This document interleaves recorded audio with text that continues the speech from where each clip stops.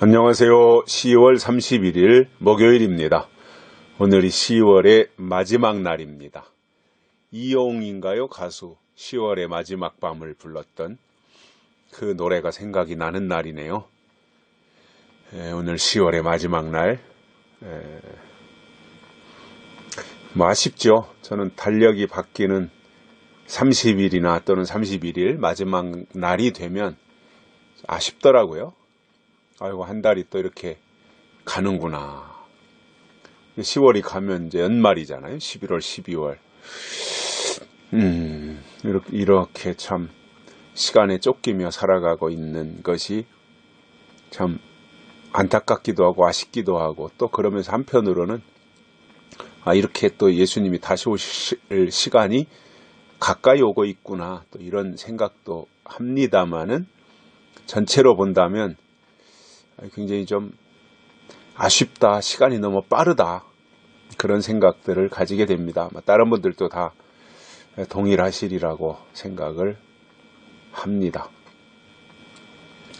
저는 요즘 우리가 살고 있는 이 시대 전반적으로 볼 때, 언제부터인지는 모르겠습니다만은 다 공부에 찌들고, 입시라든가 성적이라든가, 그래서 학교, 학원 이렇게 왔다 갔다 하면서 공부에 치다 보니까 10대 때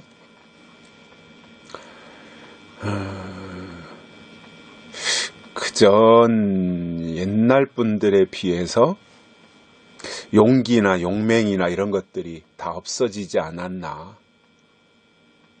그리고 정의감 이런 것들이 많이 좀 사라졌다, 부족하다, 그러한 생각을 하고, 또 실질적으로 그러한 느낌들을 많이 받습니다.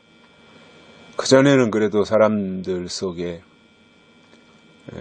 나라를 위한 어떤 용기, 또 자기 소신을 밝히는 용맹스러움, 이런 것들이 그래도 있었는데, 지금은 거의 그런 것들이 없고, 또 정의감마저도 사라지고 있는 시대를 우리가 살고 있구나. 그것이 교육의 영향인지는 모르겠어요. 근데 환경의 탓인 건 맞는 것 같아요. 공부에 찌들다 보니까. 그리고 그전에는 이렇게 입시나 이런 것들이 지금과 같지 않을 그전 세대들은 위인전도 읽고 또 무협지도 읽고 하면서 나름대로 그 용맹, 용기, 정의 이런 것들을 가지고 살았는데, 지금은 어렸을 때부터 유치원 들어가면서부터 학원 다니랴, 공부하랴, 이러다 보니까 이제 그러한 세계를 접할 수 있는 시간적 여유가 없고, 환경도 또 그렇게 조성되지 않다 보니까 그냥 일단 자기 표현이 부족하고, 또 어떤 가치의 형성이 안 돼 있고, 그러다 보니까 정의가 무엇인지도 모르고,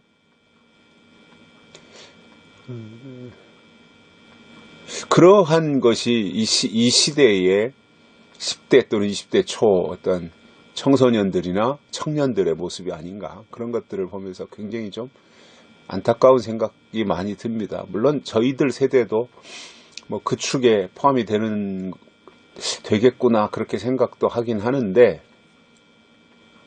그래도 그때는 어떤 국가관이라든가, 또 대한민국 국민으로서 기본적으로 가져야 될 어떤 가치라든가 이런 것들에 대해서는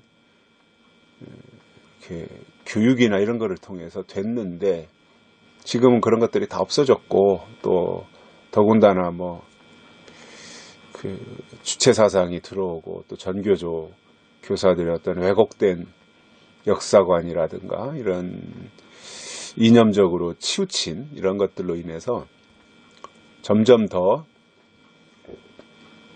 그런 것들이 없어지고 있구나 하는 아쉬운 마음들을 많이 가집니다.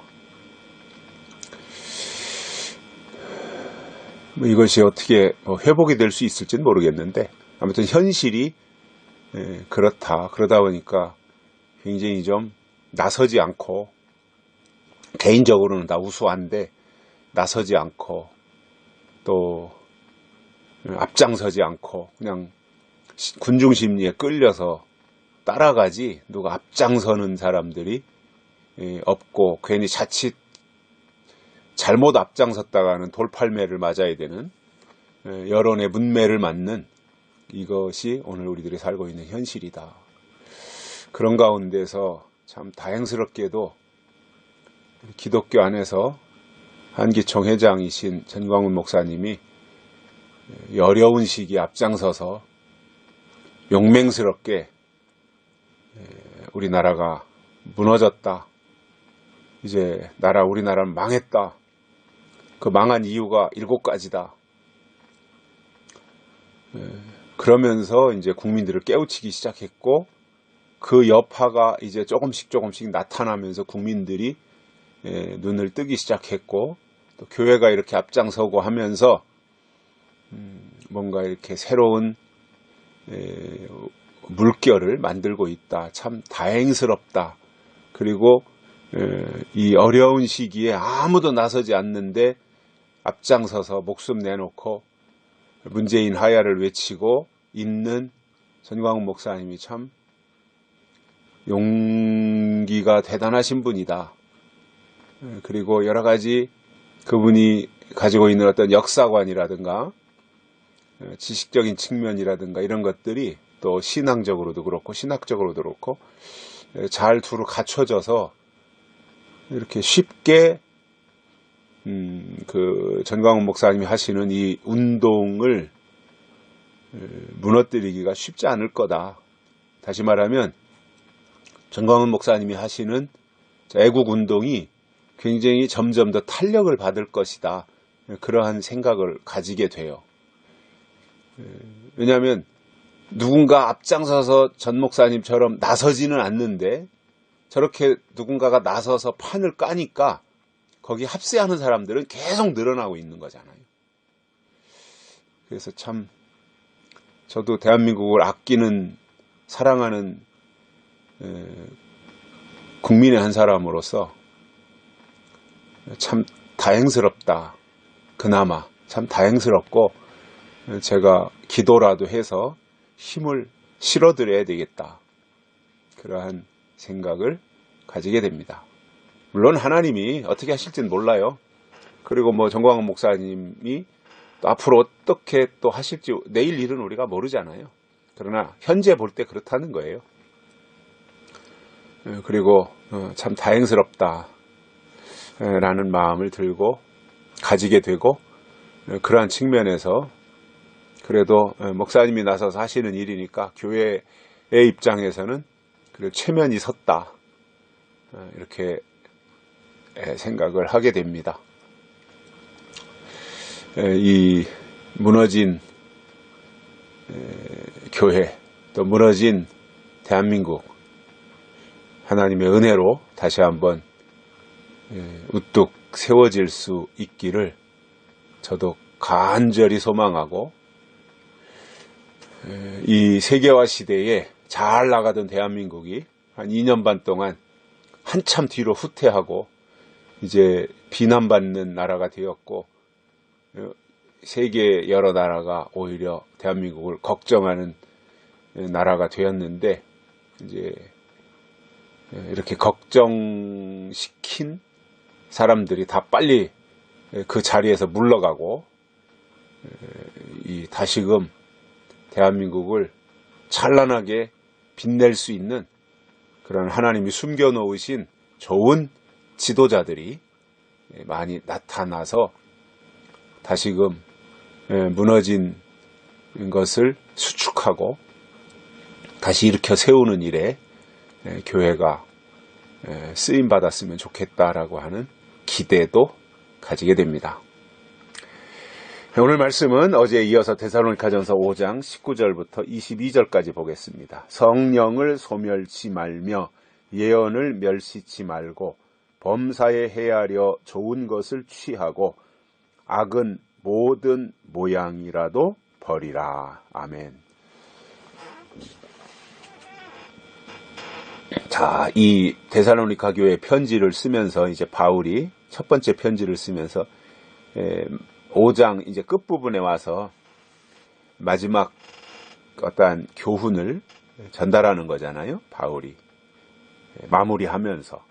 근데 어제는 항상 기뻐하라, 쉬지 말고 기도하라, 범사에 감사하라, 이는 그리스도 예수 안에서 너희를 향하신 하나님의 뜻이니라, 이 말씀을 하셨고, 오늘은 성령을 소멸치 말고 예언을 멸시지 말고 범사에 이르러 좋은 것을 취하고 악은 모든 모양이라도 버리라, 이렇게 말씀하고 있다는 거예요. 성령을 소멸치 말라라는 것은 뭐예요? 소멸할 수 있다는 이야기잖아요. 성령을 소멸할 수 있어요. 그렇기 때문에 소멸하지 말라는 거예요. 성령은 하나님의 영이시잖아요. 하나님의 영이 우리에게 어떻게 와요? 말씀을 통해서 하나님의 영이 오시거든요. 근데 이제 말씀을 떠나면 성령도 없는 거죠. 그래서 우리가 하나님이 이 시대에 예언의 말씀 또는 약속의 말씀을 통해서 하나님의 성령을 우리에게 보내주시는데, 약속을 외면하고 요한계시록의 말씀을 무시하면 성령을 소멸하는 겁니다. 그거 하지 말라는 거예요. 또 예언을 멸시하지 말라 그랬어요. 예언. 우리가 하나님의 사람인 것은 하나님이 이 시대에 주신 예언의 말씀을 통해서 우리가 하나님의 사람이 되는 거예요. 하나님이 하나님으로서 또 모든 신 위에 뛰어난 신이신 것, 창조주시고 또 예수님을 이 땅에 보내주신 그 위대한 하나님이신 그분이, 위대하신 하나님이 우리를 향해서 하시는, 이 시대에 다시 한번 우리를 위해서 하시는 일이 뭐냐면 예언의 말씀을 보내주시는 거거든요.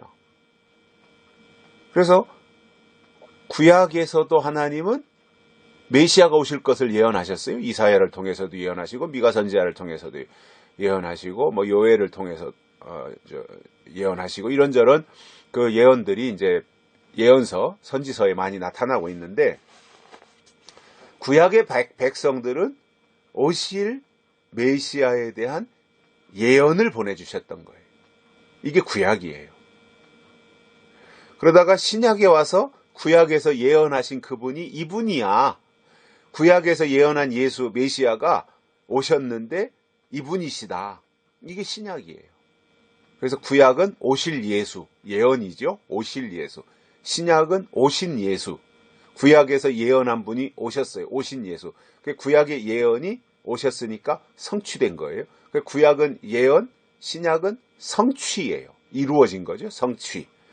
오실 메시아가 오셨으니까, 예수님이 오셨으니까 성취된 거예요. 그리고 성취로 끝나는 것이 아니라 은혜시대 2000년 동안 진행이 되다가 마지막 때 예수님이 다시 오시잖아요. 근데 다시 오시는 거에 대해서 증거하는 말씀이 요한계시록이에요. 그 요한계시록이 뭐예요? 예언이에요. 또 예언. 예언, 성취, 또 예언. 그리고 또 성취되는 거예요. 계시록이 뒷부분으로 가서 예수님이 다시 오시고 천년왕국이 이루어지면서 성취되는 거잖아요. 근데 그 성취되기 전에 예언이 있어야 성취가 되는 거거든요. 예언이 없는데 어떻게 성취가 돼요? 예언이 있어야 그 예언이 이루어져서 성취되는 거잖아요. 그 예언이 바로 요한계시록이에요. 약속이잖아요. 요한계시록은. 약속이니까 예언이거든요. 그래서 이 시대에 주시는 하나님의 예언의 말씀을 멸시하면 안 됩니다. 계시록 멸시하지 마십시오. 나중에 크게 후회하고 통곡할 날이 올 겁니다. 예언의 계시록 멸시한 사람들. 좀 내가 잘 모르겠으면, 내가 잘 몰라서 겸손하게, 제가 잘 모릅니다, 이렇게 해놔야지. 괜히 잘난 체 해가지고 무슨 지금 이 시대에 계시록 가지고 말하느냐고, 지금이 계시록을 말할 때냐고, 캐캐묵은 구태의연한 신앙생활 하지 말라고 잘난 척하고 말이에요. 계시록을 무시하면 그 사람 나중에 진짜 땅을 치며 후회할 겁니다. 저는 확신합니다. 앞으로 요한계시록이 활개치는 시대가 올 겁니다. 멀지 않았습니다. 요한계시록이 예언으로 임해서 그 예언이 이루어져 성취되고 완성될 때는 계시록이 활개칠 거 아니에요?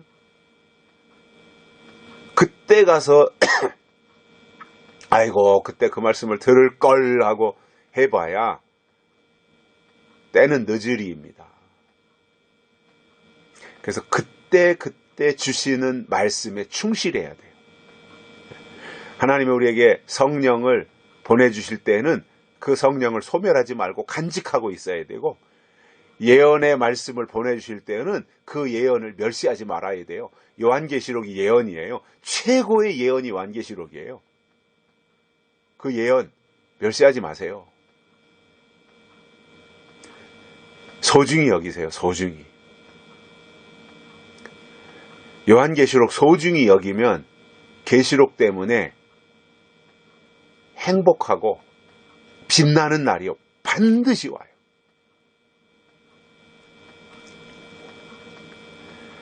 다시 말씀을 드립니다. 요한계시록 무시하거나 멸시하지 마십시오. 소홀히 하는 건 멸시하는 겁니다. 계시록 소홀히 하면 멸시하는 거예요. 그리고 계시록을 부정하는 건 무시하는 거예요. 자기가 뭔데 계시록을 부정해요. 하나님은 이렇게 하겠다고 계시록을 기록해서 우리에게 전달해 주시는데 자기가 뭔데 계시록을 무시하고 계시록을 부정합니까?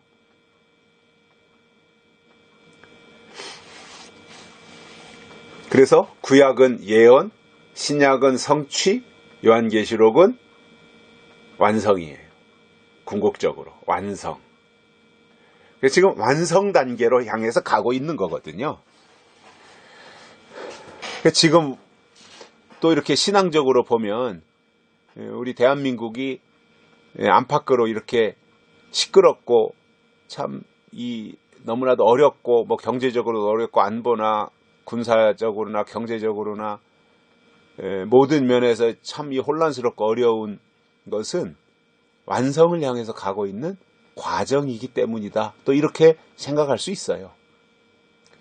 궁극적으로는 이제 하나님이 하시는데, 특히 대한민국이 욕단족 속이니까 궁극적으로는 하나님이 하시는데, 과정에서는 우리가 대한민국의 체제가 무너지면 안 되고, 대한민국이 붕괴되면 안 되고, 대한민국이 적화돼도 안 되고, 대한민국이 사회주의가 돼도 안 되고, 대한민국은 한미동맹을 견고하게 해서 대한민국은 자유민주주의 체제를 끝까지 수호해야 되고, 그래야 대한민국에서 하나님의 예비하신 뜻이 제때에 이루어지는 것인데, 제가 며칠 전에도 말씀드린 것처럼 이 사탄이라고 하는 놈이 하나님의 뜻이 대한민국에서 이루어지는데 그 이루어지는 것을 방해하기 위해서 요때에 하필이면 사회주의자 그리고 주사파 그리고 김일성주의자인 문재인 씨가 대통령이 되어가지고 우리나라에서 마지막 하나님의 일이 이루어지는 것을 엄청나게 지금 방해놓고 있습니다. 해박놓고 있는 겁니다. 육적으로는 국민들이 지금 시달리고 있고요. 영적으로는 이게 굉장한 싸움이에요, 지금. 그래서 저는 지금 이 시대에 영적인 사람들은 하나님의 일을 지연시키고 하나님의 일을 회방하는 이 정부하고 투쟁해야 된다고 봐요.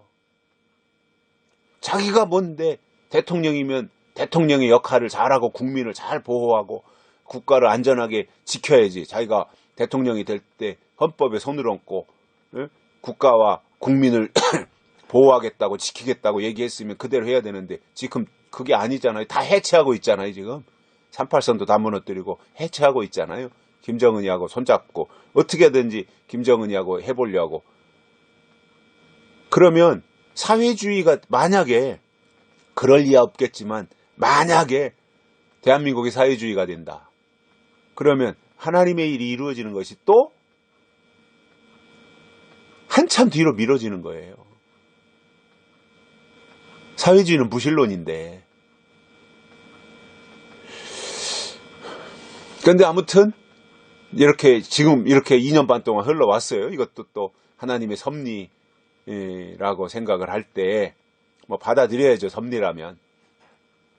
그러나 이것이 하나님의 일을 방해 부리는 세력이다. 지금까지 그렇게 말한 사람 없어요. 하나님의 일을 방해 부리고 마지막 하나님이 인치는 역사를 회방 놓고 하나님의 뜻이 이 땅에서 이루어지는 것을 지연시키기 위해서 사탄의 전략으로 이 정부가 등장했다. 이 정권이. 이렇게 말하는 사람 없어요. 근데 저는 그렇게 봐요. 그러면 어떻게 해야 돼요? 이 정부를 무너뜨려야죠. 하나님의 일을 방해하면 사탄의 역사잖아요. 그게. 하나님의 일을 방해하면. 하나님을 대적하는 게 사탄이잖아요. 그러면 마지막 하나님의 뜻이 이 땅에서 이루어져야 되는데 이 정부가 들어서서 사회주의로 끌고 가서 하나님의 뜻이 이루어지지 못하도록 한다. 그러면은 사탄의 세력이잖아요. 그러면 하나님을 대적하는 사탄이니까 우리가 피 흘리기까지 싸워서 물리쳐야죠. 그래서 이 땅에 그리스도의 계절이 오도록 우리가 주도적인 역할을 해야 된다. 저는 그렇게 생각을 하고 있는 거예요. 신앙적으로.